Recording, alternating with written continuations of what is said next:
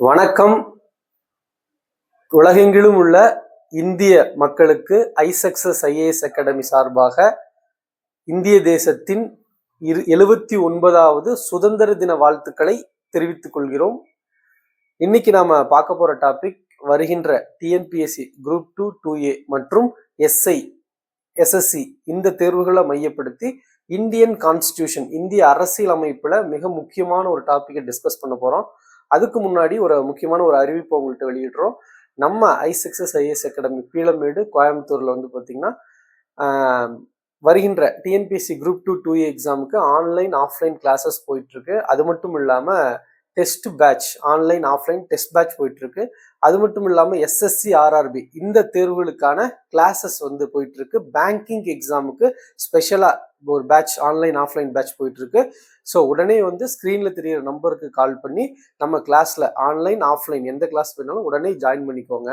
So இன்னைக்கு நம்ம பார்க்க போற டாபிக் என்ன அப்படின்னு பார்த்தீங்கன்னா, நம்ம இந்தியன் கான்ஸ்டியூஷன்ல, இந்திய அரசியலமைப்புல அந்த அட்டவணைகள், ஷெட்யூல் அப்படின்னு சொல்லியிருக்கோம். அதுல சில அமெண்ட்மெண்ட் ஏற்படுத்தப்பட்டிருக்கும், அந்த சில சட்ட திருத்தங்கள் செஞ்சிருப்பாங்க. அது குறித்து நம்ம இன்னைக்கு பார்க்க போறோம்.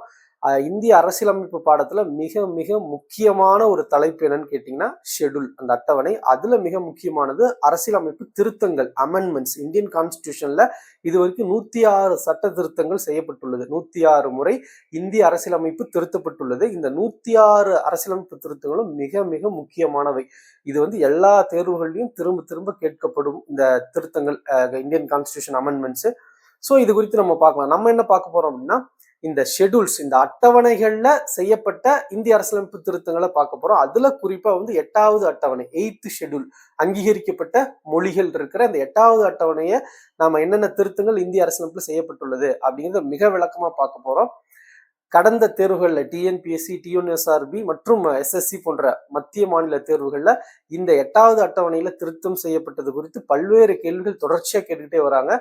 ஸோ நம்ம அதை வந்து மிக விளக்கமா ரொம்ப எளிமையா பார்க்கலாம். வீடியோ ஃபுல்லா பாருங்க, உங்களுக்கு இந்த கான்செப்ட் ரொம்பவே யூஸ்ஃபுல்லா இருக்கும். ஸோ நம்ம என்ன பார்க்க போறோம்னா, இந்திய அரசியலமைப்பு எப்போது ஏற்றுக்கொள்ளப்பட்டது? ஏன்னா நம்ம இன்னைக்கு பேசிட்டு இருக்கிற தருணம் வந்து இந்தியா வந்து 79வது சுதந்திர தினத்தை நம்ம கொண்டாடிட்டு இருக்கோம். நம்ம இந்திய அரசியலமைப்பானது இந்திய அரசியலமைப்பு நிர்ணய சபையால் எழுதப்பட்டு அதை அம்பேத்கர் தலைமையிலான வரைவு குழுவால் எழுதி முடிக்கப்பட்டு இந்திய அரசியலமைப்பு நிர்ணய சபையால் 1949 நவம்பர் 26 நமது இந்திய அரசியலமைப்பானது ஏற்றுக்கொள்ளப்பட்டது. இந்திய அரசியலமைப்பு நிர்ணய சபையால் 1949 நவம்பர் 26 ஏற்றுக்கொள்ளப்பட்ட நம்முடைய கான்ஸ்டியூஷன் 1950 ஜனவரி 26 முதல் நடைமுறைக்கு வந்தது. அப்படி நடைமுறைக்கு வந்த அரசியலமைப்பில் வந்து 8 அட்டவணைகளும் 22 பார்ட்ஸ், 22 பார்ட்ஸும், அது மட்டும் இல்லாம 395 விதிகள், ஆர்டிகிள்ஸும் இருந்தது.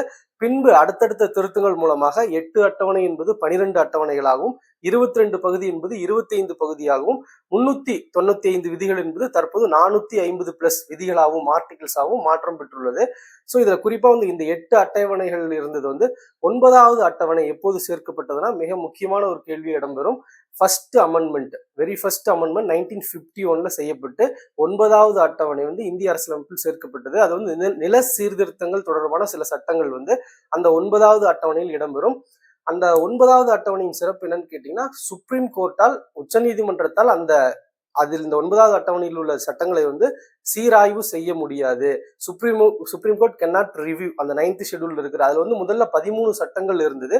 இப்ப 284 சட்டங்கள் அந்த 9வது அட்டவணையில் இடம்பெற்றுள்ளது.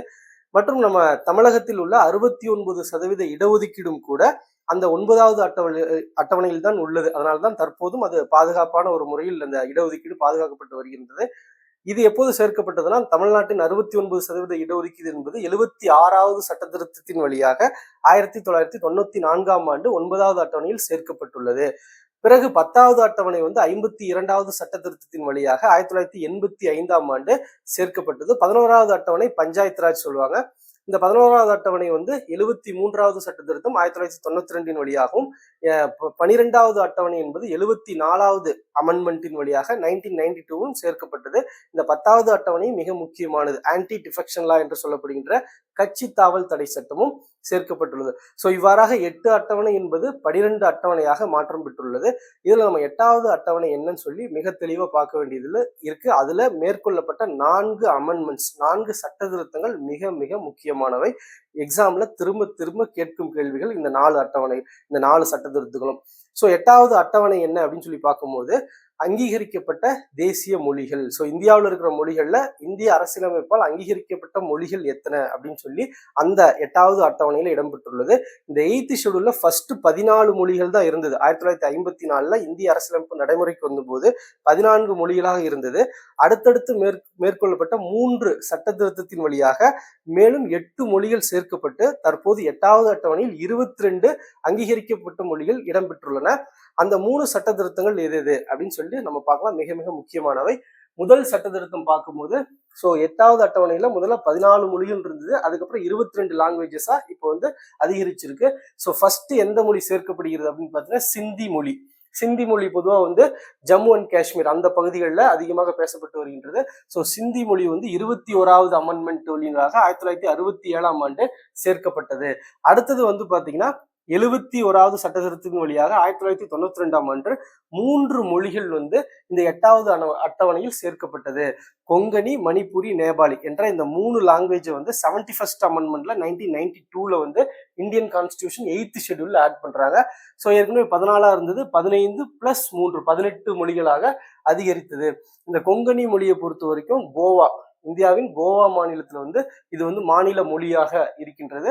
மணிப்பூரி லாங்குவேஜ் வந்து மணிப்பூர் மாநிலத்தில் பெரும்பான்மையாக பேசப்படுகிறது. நேபாளி லாங்குவேஜை பொறுத்த வரைக்கும் பீகார் மற்றும் உத்தரப்பிரதேசத்தின் அந்த நேபாள் எல்லைப்புற பகுதிகளில் நேபாளி மொழி பேசப்படுவதாகவும் கூறப்படுகின்றது. பிறகு 4 மொழிகள் 92வது சட்ட திருத்தத்தின் வழியாக 2003ஆம் ஆண்டு இந்த 8வது அட்டவணையில மேலும் 4 மொழிகள் சேர்க்கப்படுகிறது. போடோ, டோக்ரி, மைதிலி, சந்தாலி என்ற 4 மொழிகள் சேர்க்கப்படுகின்றது. இந்த போடோ லாங்குவேஜை பொறுத்த வரைக்கும் அஸ்ஸாம் பகுதிகளில் பேசப்படுகின்றது. டோக்ரி லாங்குவேஜை பொறுத்த வரைக்கும் ஜம்மு அண்ட் காஷ்மீர் பகுதிகளில் பேசப்படும் மொழியாக இருக்கு. மைதிலி, சந்தாலி வந்து பெரும்பான்மையாக பீகார் பகுதிகளில் பேசப்படும் மொழியாக இருக்குது. ஸோ இந்த 8 மொழிகள் சேர்க்கப்பட்ட பிறகு இந்த 8வது அட்டவணையில் உள்ள மொழிகளின் எண்ணிக்கை 14 இருந்து 22ஆக அதிகரித்துள்ளது. ஸோ இந்த 3 சட்ட திருத்தங்களும் மிக மிக முக்கியமானவை. அதாவது எப்படியெல்லாம் கேள்வி கேட்பாங்கன்னா, இந்த 8வது அட்டவணையில் செய்யப்பட்டுள்ள இந்த சட்ட திருத்தத்தின் வழியாக எந்தெந்த மொழிகள் எந்தெந்த சட்ட திருத்தத்தின் வழியாக சேர்க்கப்பட்டது, அந்த ஆண்டு என்ன அப்படின்னு சொல்லிட்டு கொஸ்டின் கேட்கலாம். இல்லைன்னா இந்த நேபாளிங்கிற ஒரு லாங்குவேஜ் எந்த சட்ட திருத்தத்தின் வழியாக 8வது அட்டவணையில் சேர்க்கப்பட்டது அப்படின்னு கொஸ்டின் கேட்கலாம். அதே மாதிரி எந்த லாங்குவேஜ்னாலும் இந்த 8 லாங்குவேஜும் கேட்கலாம். ஸோ இந்த 3 சட்ட திருத்தமும் அதோடைய ஆண்டும் ரொம்ப ரொம்ப முக்கியமானவை. அதுக்கப்புறம் இதுல ஒரு முக்கியமான கொஸ்டின் என்னன்னு கேட்டீங்கன்னா, ரீசெண்டா எக்ஸாம்ல ரிப்பீட்டடா கேட்கிற கொஸ்டின் என்னன்னு கேட்டீங்கன்னா, ஒரியா, இந்த ஏற்கனவே இருக்கிற 14 மொழிகள்ல வந்து இந்த ஒரியாங்கிற மொழி வந்து ஒரியான ஒரு மொழி இருந்தது. அதை வந்து சமீபத்துல 96th அமெண்ட்மெண்ட் 2011ல என்ன பண்ணியிருக்காங்கன்னா, ஒரியாங்கிற மொழியின் பெயரை வந்து ஒடியான்னு மாற்றம் செஞ்சிருக்காங்க. ஸோ அந்த 14 மொழிகள் இருந்தது, அதுக்குள்ள ஒரியாங்கிற மொழியோட பெயரை ஒடியான்னு மாற்றம் செஞ்சிருக்காங்க. மற்றும் இந்தியாவில் இருக்கிற ஒரிஷா அந்த ஸ்டேட்டோட பேரையும் கூட ஒடிஷான்னு மாற்றம் பண்ணியிருக்காங்க. இது எந்த அமெண்ட்மெண்ட்னா 96வது சட்ட திருத்தம் 2011. ஸோ இந்த 96வது சட்ட திருத்தம் 2011 வழியாக ஒரிஷா மாநிலத்தின் பெயர் ஒடிஷா என்றும் ஒரியா மொழியின் பெயர் ஒடியா என்றும் மாற்றம் செய்யப்பட்டது. ஸோ அப்ப இந்த பட்டியலில் இருந்த இந்த அட்டவணையில் இருந்த இந்த மொழியின் பெயரும் கூட ஒரியா என்பது ஒடியா என்று மாற்றம் பெற்றுள்ளது. இந்த மாற்றம் வந்து இந்த ஒரிஷா ஸ்டேட் வந்து ஒடிஷா ஸ்டேட்டா மாற்றம் செய்யப்பட்டது எப்ப இருந்து நடைமுறைக்கு வந்ததுன்னா 2011. இந்த சட்டத்திருத்தம் செய்யப்பட்ட அதே ஆண்டே நவம்பர் 1ஆம் தேதி முதல் இந்த மாற்றம் வந்து நடைமுறைக்கு வந்ததாகவும் குறிப்பிடப்படுகிறது. இந்த ஒடியா லாங்குவேஜ் மிக முக்கியமான ஒரு மொழியாகவும் உள்ளது. என்னன்னு கேட்டா, இந்தோ ஆரியன் லாங்குவேஜ், இந்தோ ஆரிய மொழிகள்ல கிளாசிக்கல் ஸ்டேட்டஸ், அதாவது செம்மொழி அந்தஸ்து பெற்ற முதல் மொழி ஒடிய மொழிகள். இந்தியாவில் வந்து பாத்தீங்கன்னா செம்மொழி அந்தஸ்து பெற்ற மொழிகள்னு கேட்டா மொத்தம் 11 மொழிகள் இருக்கு. முதல்ல செம்மொழி அந்தஸ்து பெற்ற மொழி வந்து தமிழ் 2004ஆம் ஆண்டு செம்மொழி அந்தஸ்து பெற்றது. அதைத் தொடர்ந்து ஒவ்வொரு 11 மொழிகள் தற்போது இந்த செம்மொழிக்கான பட்டியலில் உள்ளன. அதுல இந்தோ ஆரியன் லாங்குவேஜ்ல ஃபர்ஸ்ட் செம்மொழி ஸ்டேட்டஸ் வாங்கின மொழி வந்து ஒடியா என்பதும் குறிப்பிடத்தக்கது. ஸோ நம்ம இப்ப என்னெல்லாம் பார்த்திருக்கோம் அப்படின்னா, 8வது அட்டவணை ஃபர்ஸ்ட் இந்திய அரசியலமைப்பு எப்போது நடைமுறைக்கு வந்தது, மற்றும் எவ்வளவு அட்டவணைகள் இருந்தது, பகுதிகள் இருந்தது, விதிகள் இருந்தது, தற்போது எவ்வாறாக மாற்றம் பெற்றுள்ளது, மற்றும் 8வது அட்டவணையில் செய்யப்பட்டுள்ள சட்ட திருத்தங்கள் மற்றும் ஒடிஷா அந்த ஒரியா மாற்றம் குறித்தும் மிக விளக்கமா பார்த்துருக்கோம். நாம சொல்லியிருக்கிற இந்த பாயிண்ட்ஸ்ல உங்களுக்கு ஏதாவது டவுட்ஸ் இருந்ததுன்னா கண்டிப்பா நம்ம ஸ்கிரீன்ல தெரியுற வாட்ஸ்அப் நம்பருக்கு உடனே கால் பண்ணுங்க, இல்ல டெக்ஸ்ட் பண்ணுங்க, இல்ல உங்களோட கருத்துக்களை கமெண்ட்ஸ்ல சொல்லுங்க. நம்ம ஐசக்சஸ் ஐஏஎஸ் அகாடமியில கிளாஸஸ் டிஎன்பிஎஸ்சி குரூப் 2 2A மற்றும் SSC RRB bank special batch online offline classes போயிட்டு இருக்கு. உடனே ஸ்கிரீன்ல தெரிய நம்பருக்கு கால் பண்ணி ஜாயின் பண்ணிக்கோங்க. இதுலயும் ஸ்பெஷலா 2 2A எக்ஸாம் வரப்போற 2 2A எக்ஸாம் பிளஸ் எஸ்ஐ எக்ஸாமுக்கு டெஸ்ட் பேட்ச் போயிட்டு இருக்கு. ஆன்லைன் ஆஃப்லைன் இருக்கு. உடனே வந்து ஜாயின் பண்ணுங்க. மீண்டும் ஒரு முறை அனைத்து இந்திய பெருமக்களுக்கும் 79வது சுதந்திர தின வாழ்த்துக்களை தெரிவித்துக் கொள்கிறேன். நன்றி.